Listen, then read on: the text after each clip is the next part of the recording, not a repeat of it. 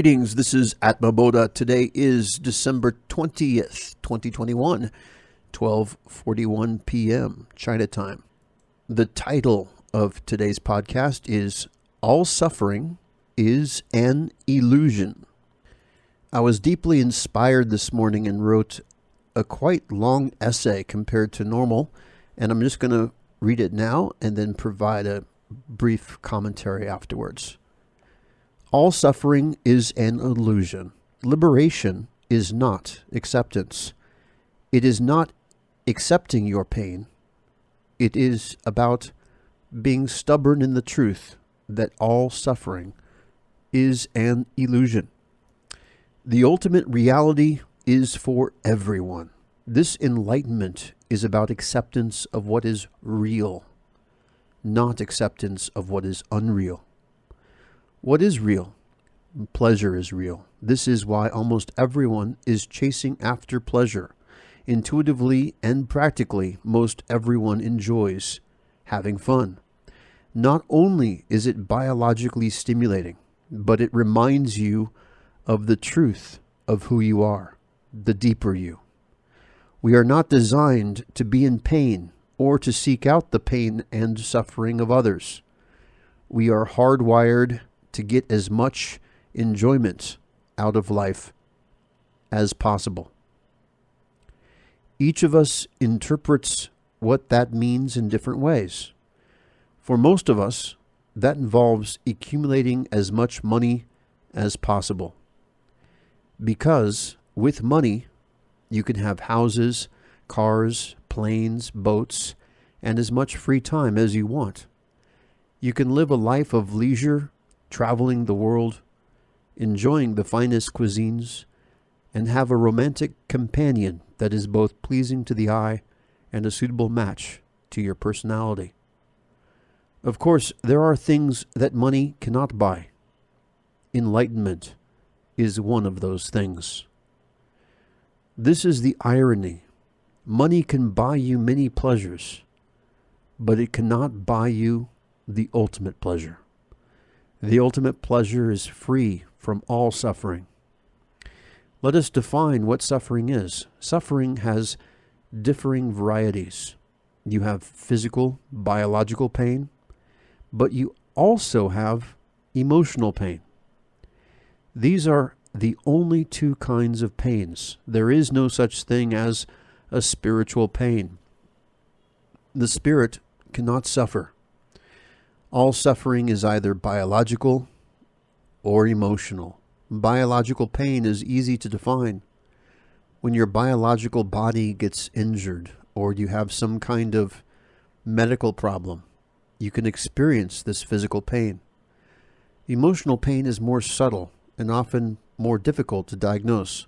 However, all emotional pain stems from disconnection from truth and love, usually because of self-limiting beliefs. Why do we feel disconnected from higher truth and unconditional love? It is because these forces have their respective shadows, deception and desire. The source of all emotional suffering can be traced to these two negative concepts. For example, fear is a form of desire. It is the desire for safety. Anxiety is a form of desire. It is the desire for a solution. Doubt is a form of desire. It is the desire for certainty. And/or it stems from the confusion generated by deception. Anything that stimulates or creates desire in all of its forms is deception. Why is desire the root cause of all emotional suffering? Because it is desire that makes you feel incomplete. This concept of being incomplete is an illusion. This is the greatest illusion ever devised. The good news is that this was the plan all along. Desire was never an accident but created by design. Individuality is impossible to create if each piece believes itself part of the cohesive whole. The illusion of desire is necessary for propagation and expansion. Instead of only one cosmic identity, through desire, we can multiply. New empowered personalities can now be born in full independence and become self-realized. Only one thing must be done in order to experience full enlightenment, and that is to master desire. Mastering desire is the only thing separating you from unlimited ultimate power and unlimited ultimate pleasure. At this point, you may be confused.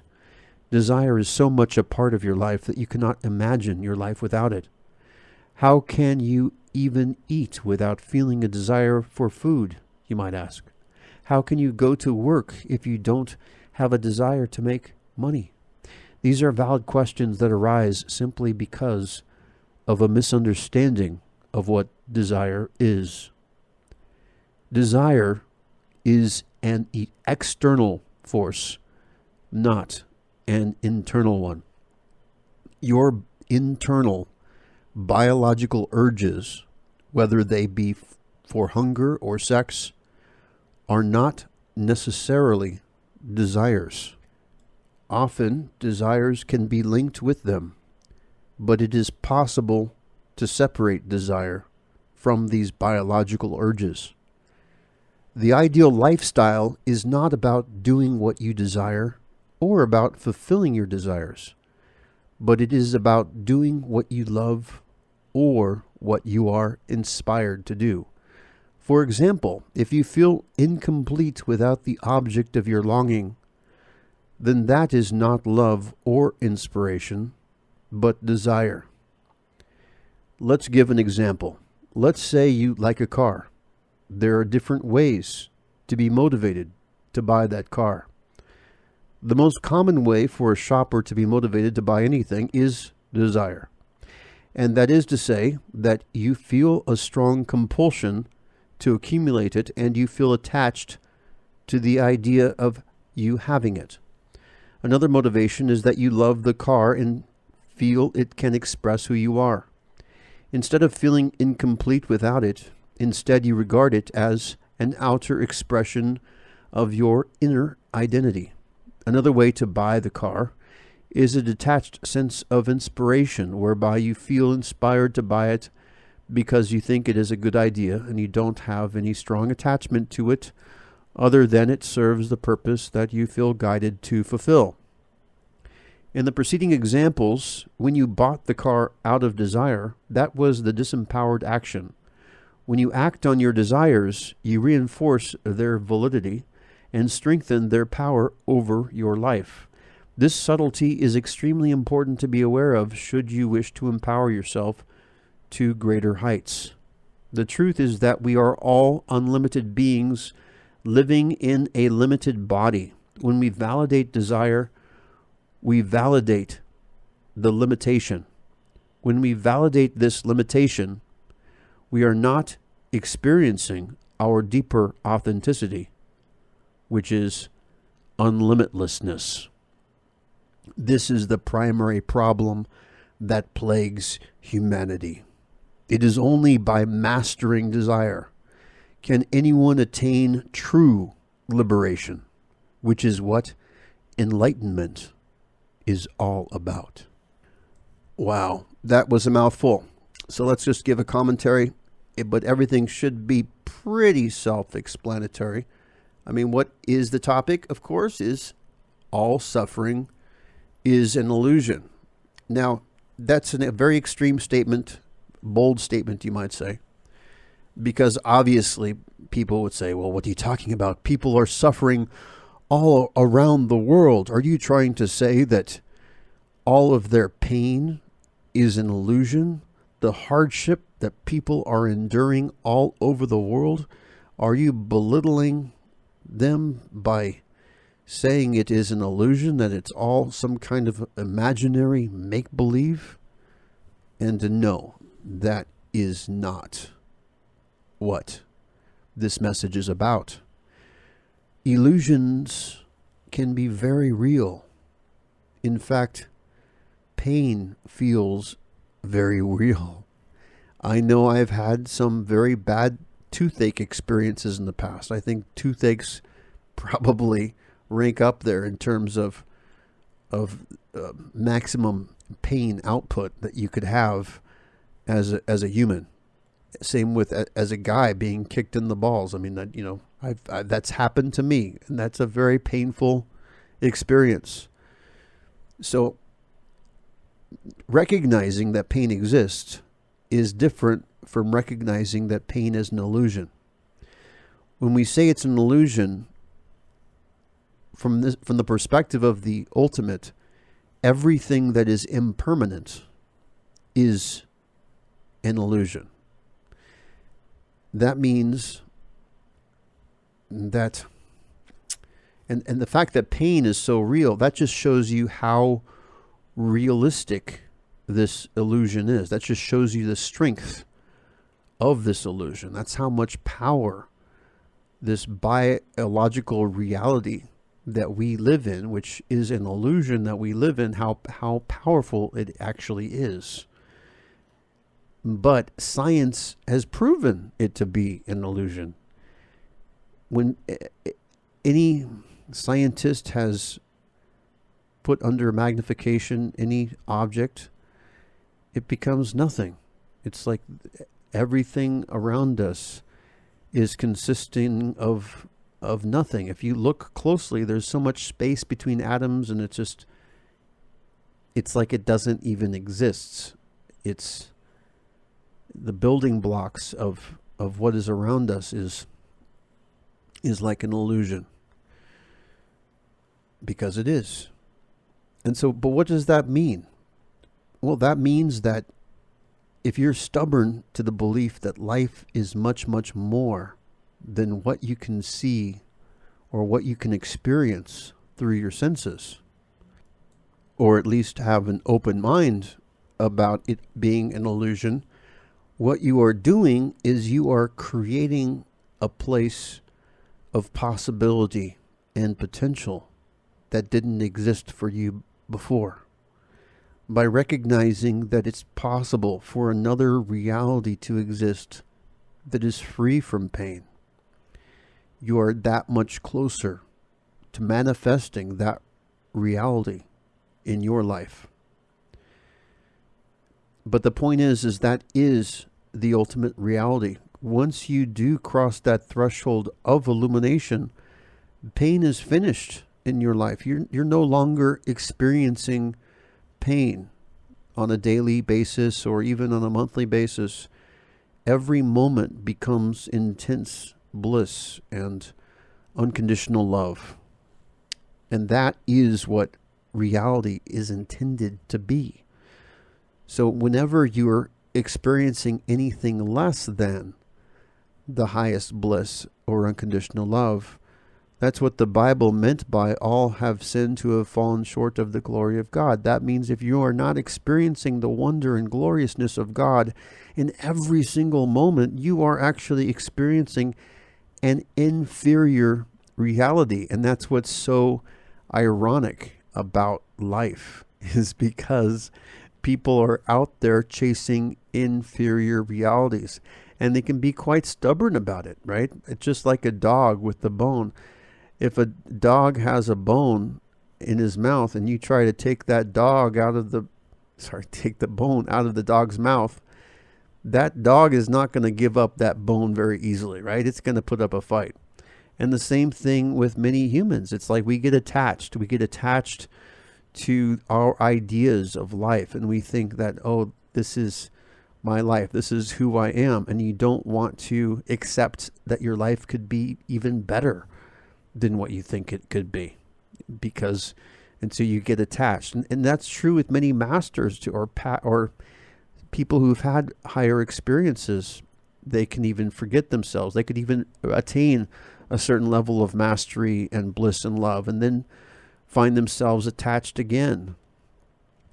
And so It's very insidious desire and deception.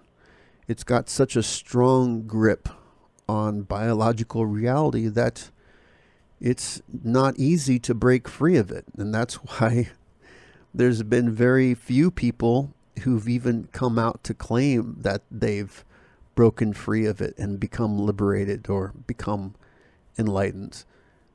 And that's not to say it's not possible.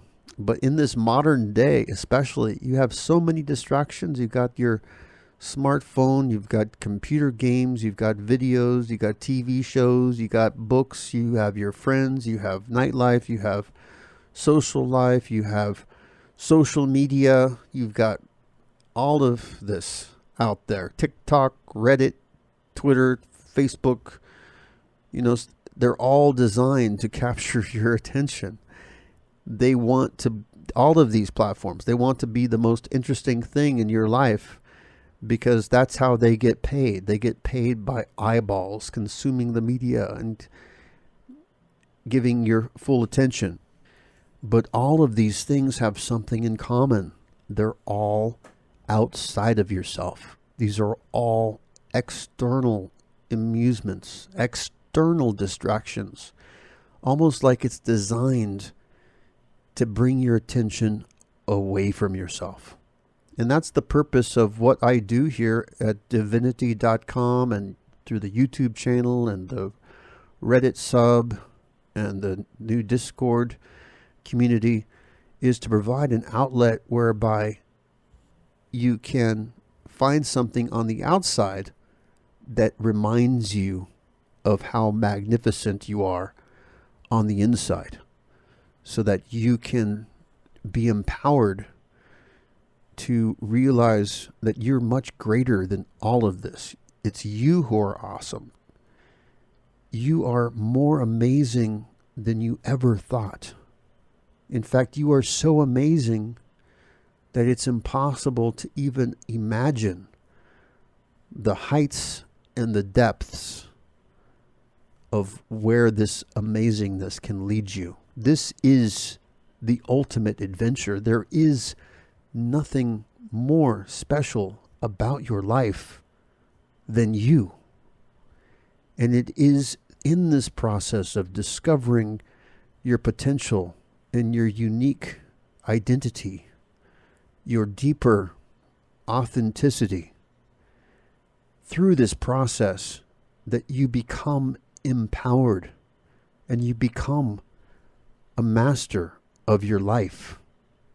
And you can then also be an inspiration to others and help awaken the hearts of other people and create a chain reaction that can enlighten the world and bring society to a new stage in its evolution, where the next level of humanity can emerge, a level of humanity whereby we love each other and we are resilient and we retain our full sense of individuality through inspired individualism, where no one can accuse us of being a cult because we stand for exactly the opposite of what a cult is. We oppose collectivism in all of its forms and instead want people to be individuals and think for themselves and to be independent, because you cannot be liberated if you are not an individual. If you identify with a collective, that is not liberation. That is not enlightenment. That's like a religion. The only way for you to attain enlightenment is not to identify yourself with a group, but to identify yourself with you, the deeper you. And by doing that, you realize that suffering is an illusion, and you can then taste these higher pleasures of supreme bliss of truth in your mind and the unconditional love in your heart. This is Atma Bodha signing off. And remember, divinity.com is where you can reach me. And you have a fantastic day. Until tomorrow. Bye-bye.